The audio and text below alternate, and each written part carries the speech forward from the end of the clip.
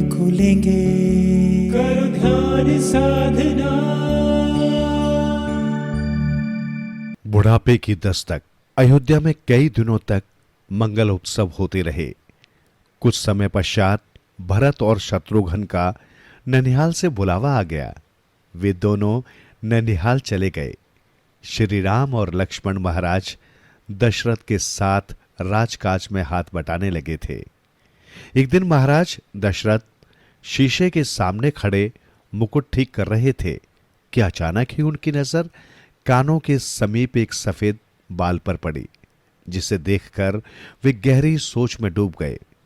उन्हें लगा कि बुढ़ापा दस्तक दे रहा है। तभी उनके मन ने कहा, राजन, अब तुम्हारी आयु ढल रही है। अब अपने ज्येष्ठ पुत्र को राजपाट सौंपकर सांसारिक झमेलों से विरक्त होकर तुम्हें ईश्वर भक्ति कर अपना परलोक सुधारना चाहिए। तुम्हारा पुत्र राम सर्वप्रिय एवं सबका हित चाहने वाला है, इसलिए राज्य का उत्तरदायित्व संभालने के सर्वथा योग्य है। महाराज दशरथ को मन द्वारा सुझाया ये विचार सर्वथा उपयुक्त लगा। उसी क्षण वे परामर्श के लिए अपने कुलगुरु वशिष्ठ के आश्रम पर जा पहुंचे। वहां जाकर उन्होंने कुलगुरु को प्रणाम कर धरती पर आसन ग्रहण किया और बोले, गुरुदेव, मेरे मन में एक विचार आया है, जिसे लेकर परामर्श के लिए मैं आपकी सेवा में उपस्थित हुआ हूं। क्या विचार आया है राजन? निसंकोच कहो। कुलगुरु वशिष्ठ ने कहा, गुरुवर, विचार राम को लेकर है। वो सब प्रकार से योग्य है। अपने मन की बात कुलगुरु के सामने रखते हुए वे बोले, क्यों ना अब मैं राजकाज उसे सौंपकर चिंता मुक्त हो अपना शेष जीवन प्रभु भक्ति में व्यतीत करूं। विचार तो बहुत उत्तम है राजन। मेरी इच्छा भी यही है कि अब राम को राजा बना दिया जाए, किंतु विधान के अनुसार ऐसा निर्णय आपको राज्यसभा की बैठक बुलाकर सभी सभासदों के इच्छा अनुसार लेना होगा। आप ठीक कहते हैं गुरुवर। उत्साहित होकर महाराज दशरथ ने कहा, मैं कल ही अयोध्या जाकर सभा बुलाता हूं। आप भी कल वहां पधारें। और फिर शीघ्रता से महाराज दशरथ अयोध्या लौट गए। दूसरे दिन ही महाराज दशरथ ने मंत्री परिषद एवं सभासदों की सभा का आयोजन किया। गुरु वशिष्ठ भी वहां पहुंच चुके थे। महाराज दशरथ ने कुलगुरु की आज्ञा प्राप्त कर कहना शुरू किया, सम्मानीय सभासदों एवं मंत्रीगण, आज इस सभा का आयोजन एक विशेष प्रयोजन से किया गया है। मैंने अपने पूर्वजों की परंपरा निभाते हुए यथाशक्ति राज्य का कार्य किया है, किंतु अब मैं बूढ़ा हो रहा हूं, इसलिए चाहता हूं कि राजकाज का कार्यभार राम के कंधों पर डालकर चिंता मुक्त होकर ईश्वर की आराधना करते हुए समय व्यतीत करूं। इस विषय पर आप लोगों का मत जानने के लिए ही कुलगुरु की आज्ञा से ये सभा बुलाई गई है। अब आप निसंकोच अपना अपना मत प्रकट करें। हमें आपका निर्णय स्वीकार है महाराज। सभी सभासद और मंत्रीगण एक स्वर में बोले, राम सर्वथा योग्य है। वे सहनशीलता में पृथ्वी के समान, बुद्धि में बृहस्पति के समान और पराक्रम में इंद्र तुल्य हैं। महाराज दशरथ का निर्णय जानकर सभी हर्षित हो उठे थे। ठीक है, हम आज ही राम को अपना उत्तराधिकारी घोषित कर देंगे और शुभ मुहूर्त निकलवाकर उसके राज्य अभिषेक की घोषणा भी कर दी जाएगी। और फिर सभासदों की सहमति पाकर महाराज दशरथ ने उसी समय राम को बुलाया और उन्हें अपनी इच्छा से अवगत कराया। पुत्र राम, मेरी आयु अब ढल रही है। मैं अब राज्य कार्यों से मुक्त होकर शांत जीवन व्यतीत करना चाहता हूं। इसलिए मेरी इच्छा है कि राज्य का भार अब तुम्हारे कंधों पर डालकर चिंता मुक्त हो जाऊं। यदि आप मुझे इस योग्य समझते हैं तो मुझे आपकी आज्ञा स्वीकार है पिताश्री, कहकर राम उनके चरणों में झुक गए।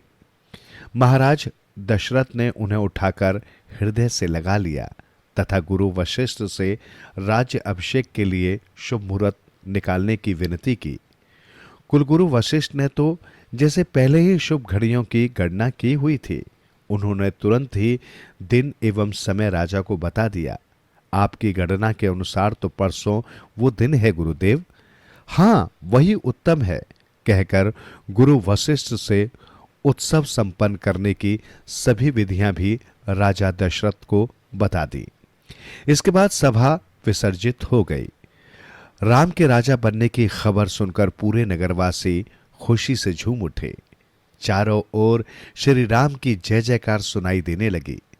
राजमहल में भी ये समाचार पहुंच चुका था। जिस सेवक ने रानियों को ये शुभ समाचार दिया, रानियों ने उसे पुरस्कारों से मालामाल कर दिया। तीनों माताएं परसों राम के राज्य अभिषेक के समाचार से पुलकित हो उठी थी।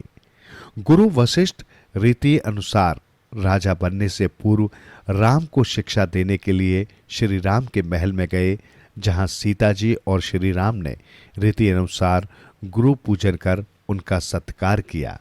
तत्पश्चात राम ने हाथ जोड़कर कहा, स्वामी, कोई आज्ञा थी तो सेवक को वहीं बुला लिया होता। आपने स्वयं कष्ट क्यों उठाया? वैसे ये मेरा सौभाग्य है कि आज आपके पावन चरणों से दास का घर पवित्र हुआ। आज्ञा करें प्रभु। राम, रघुकुल की रीति के अनुसार राज्य अभिषेक से पहले हमें तुम्हें कुछ शिक्षा देने आए हैं। तुम्हारे पिता ने तुम्हें राजा घोषित किया है। पुत्र, राजा का धर्म बड़ा कठिन है। राज सिंहासन कांटों से भरा होता है और राजा को अपना सुख त्याग कर एक सेवक की भांति प्रजा की सेवा और पिता की भांति उसका पालन करना होता है। मैंने तुम्हें जो शिक्षा दी है उसके अनुसार ये गुण तुम में पहले से ही है, किंतु रीति अनुसार मुझे ये सब बातें दोहरानी पड़ रही हैं। आपकी दी हुई शिक्षाएं मेरे लिए आज्ञाएं हैं गुरुदेव। राम आपकी समस्त आज्ञाओं का पालन करेगा। इसके बाद आशीर्वाद देकर कुलगुरु वशिष्ठ वापस लौट गए। उधर रानी केकई अपने भवन में विश्राम कर रही थी कि तभी वह मंथरा का आगमन हुआ। मंथरा उसकी मुंह लगी दासी थी, जो विवाह के वक्त ही उसके मैके द्वारा उसकी सेवा में भेजी गई थी। मंथरा को आई देखकर खुशी से चहकते हुए रानी कैकई ने कहा, अरे मंथरा, खुशी के इस अवसर पर तू कहां थी? ले ये हार। राम के राज्य अभिषेक की खुशी में मैंने सभी दासियों को उपहार बांटे हैं। ये तेरा उपहार है। मंथरा ने उनके हाथ से हार लेकर एक ओर फेंक दिया और मुंह बिचकाकर बोली, ये अवसर खुशियां मनाने का नहीं है भोली रानी। क्या बकती है? आश्चर्य और क्रोध मिले स्वर में कैकई बोली, इससे बड़ा खुशी का अवसर और कौन सा होगा कि हमारा पुत्र राम राजा बनेगा। राम राजा बनेगा, तेरा पुत्र नहीं। रानी, जरा सोच के भरत को क्या मिलेगा? वो तो उम्र भर राम का दास बना उसकी जी हजूरी ही करेगा। राम को राज मिलेगा और कौशल्या को राजमाता का पद, और तुझे? कैकई स्तब्ध सी उसका चेहरा देखती रह गई। ये सब भरत की मर्जी के विरुद्ध हो रहा है, अन्यथा क्या इस अवसर पर पहले भरत को नहीं बुलाया जाना चाहिए था? मुझे तो ये कौशल्य और महाराज का कोई षड्यंत्र लगता है, जो भरत की अनुपस्थिति में तुरंत फुरत ये कार्य किया जा रहा है। मुझे तो साफ नजर आ रहा है कि महाराज का राम पर विशेष स्नेह है। नहीं नहीं मंथरा, ऐसा कुछ नहीं है। महाराज अपने चारों पुत्रों से बराबर स्नेह करते हैं।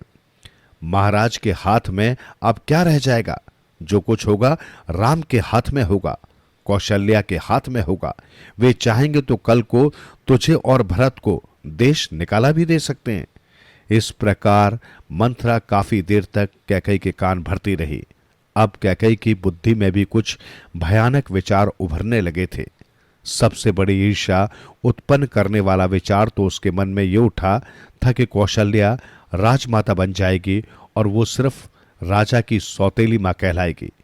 ये सोचकर उसके मन में ईर्ष्या पैदा हो गई। एक क्षण के लिए उसके चेहरे पर कठोरता उभरी, मगर तत्क्षण ही गायब हो गई। वो बोली, मगर मैं क्या कर सकती हूं मंथरा? महाराज को रोका तो नहीं जा सकता। सारी प्रजा राम के पक्ष में है। कर क्यों नहीं सकती? मंथरा फुसफुसाई, तू चाहे तो तेरे भरत को राजगद्दी मिल जाए और राम को वनवास। कैसे? क्या तू भूल गई कि राजा, पर तेरे दो वरदान उधार हैं, उन वरों को मांग। एक में भरत के लिए राजगद्दी मांग और दूसरे में राम को 14 वर्ष का वनवास। मंथरा कुटिलता से मुस्कुराकर बोली, यही मौका है रानी, यदि अब चूक गई तो जीवन भर पछताएगी। जाकर शोक वस्त्र पहन और कोप भवन में चली जा। कहकर मंथरा चली गई। संध्या के समय जब महाराज कैकई के महल में आए तो एक दासी द्वारा ये जानकर स्तब्ध रह गए कि रानी कैकई कोप भवन में चली गई है। किसी अज्ञात आशंका से उनका हृदय कांप उठा, टांगें कांपने लगी। वे सोच रहे थे कि खुशी के इस अवसर पर कैकई का कोप भवन में जाने का क्या कारण है, लेकिन दूर दूर तक भी उन्हें कोई कारण न सूझा तो कांपते कदमों से वे कोप भवन में पहुंचे।